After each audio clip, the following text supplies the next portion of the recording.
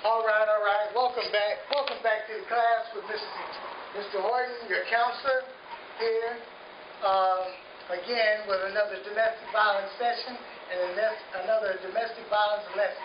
All right. This paper today is talking about the insanity of confusing pain and pleasure in our relationships. What do you think we mean when we describe pain and pleasure in our relationships? What? You mean to tell me I can be in pain and still get some pleasure at the same time? Yeah, it sounds insane, doesn't it? Let's read on. In our experience working as counselors and facilitators in the area of domestic violence, many of us have learned from many of our male clients their views and beliefs about women.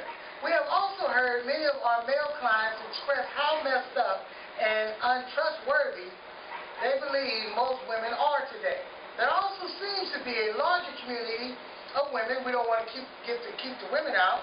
You know, we don't want to just address men's issues. Women across this nation who are now saying how untrustworthy and messed up most of all men are today. Most of all. They didn't say all. Thank God for that. You know, thank God it leaves some room for some people like myself that's trying and struggling to be better. You know, I want to be better. I think we all want to be better. You know, and it says, when we then ask the men, and I would now like to ask the women, when you say all, does that include your mothers, fathers, and your sisters and your brothers? When you say most of these particular sexes cannot be trusted.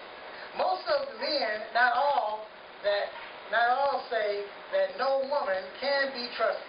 Even their mothers and their sisters, they say this, and I was like, wow, what happened? What was going on when you were growing up? You know, I question it. And then, one other thing we talk about in our groups is how some children have grown up in dysfunctional families, boys and girls who have never gotten their needs met. And to get some of these natural needs met, like love and attention, they found themselves having to do something bad and get beat in order to get the love and attention they wanted and needed. They may have also had parents who were verbally, mentally, as well as physically abusive to each other in front of them, which may have went on every day and every night. This also includes the honeymoon phase of making up. Wow, the honeymoon phase of making up. Y'all know about that? Y'all know about that? Through black eyes, through busted lips. I mean, hey, let's get our freak on. You know, it ain't too late for that, is it? You know, I know you ain't tripping. You know what I'm saying? What's a little blood on the sheet? You know, I mean, sounds insane, doesn't it? Think about it, just in case it might be you that's doing this. It says, this is not the case in all families, but for some, it is definitely a level of learned behavior, continually fighting and desiring sex and love immediately afterwards is confusing and desiring pain and pleasure in our relationships. Do you desire S&M, or do you know what that abbreviation means? Do you? I mean, hey, I know you may have heard it.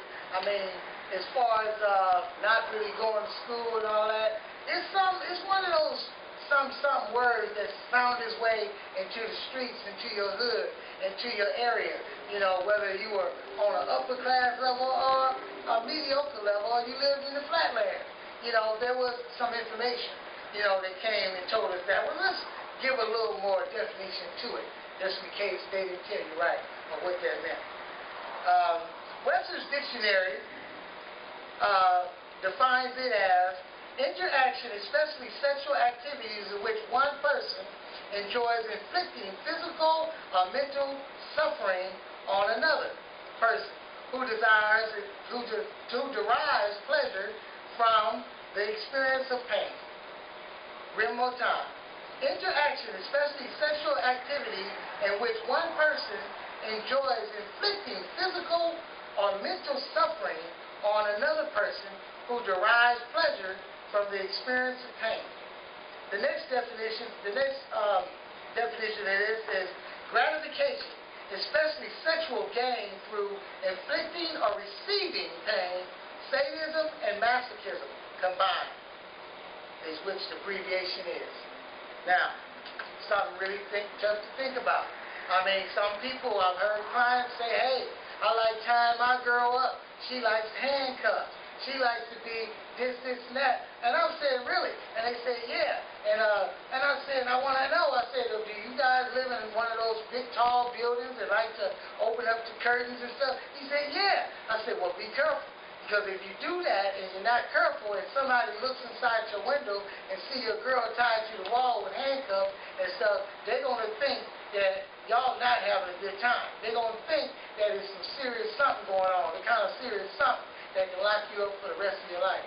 So be very careful with your desires with sex, your desires to mix sex with abuse and all those kind of things, because it really has its insane levels to it. And one needs to look at themselves. And again, when you're inside the frame, it's hard to see yourself. It's hard to see your picture when you're locked inside your own frame. Okay, number one on this next level, it says, do you show signs of this kind of a behavior in your relationship, yes or no? Or do you think it's anything wrong with exciting, anything wrong when you verbally or physically hurt your partner? Do you think there's anything wrong with that? You know, do you think there's anything wrong with choking your woman out or choking your man out or sticking him with something, some sort of object, trying to hurt him, trying to see blood? Does that turn you on? Does that excite you? Does that bring on real sex for you? Does it make you go, huh?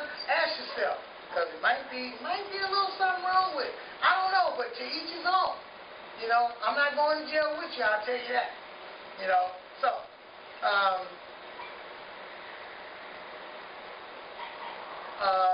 it's even,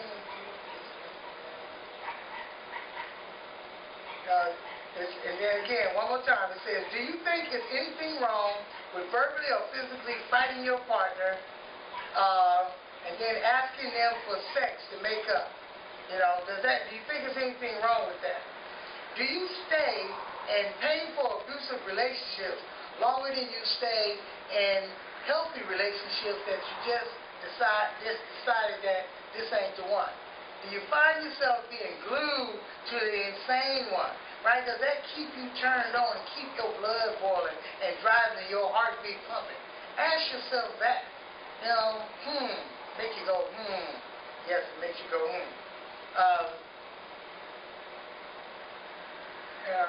So, we have abuse going on in all kind of ways. We have an upbringing from our raising in our family. We have people that were children at one time, and we wanted love, we wanted attention, we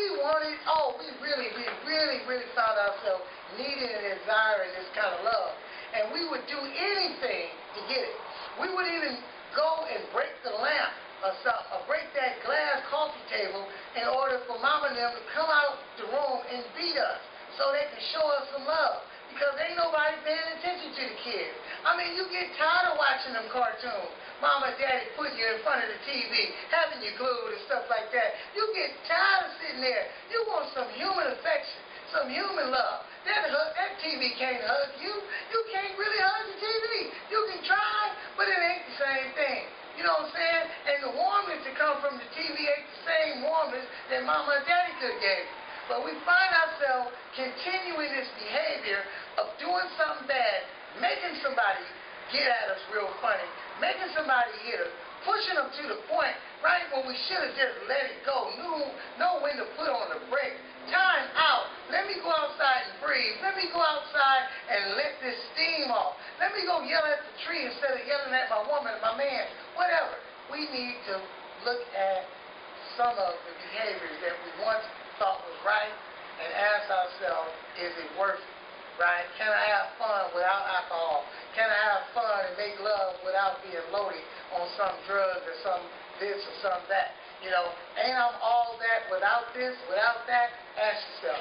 Again, thank you for attending my class. Yours truly, the counselor.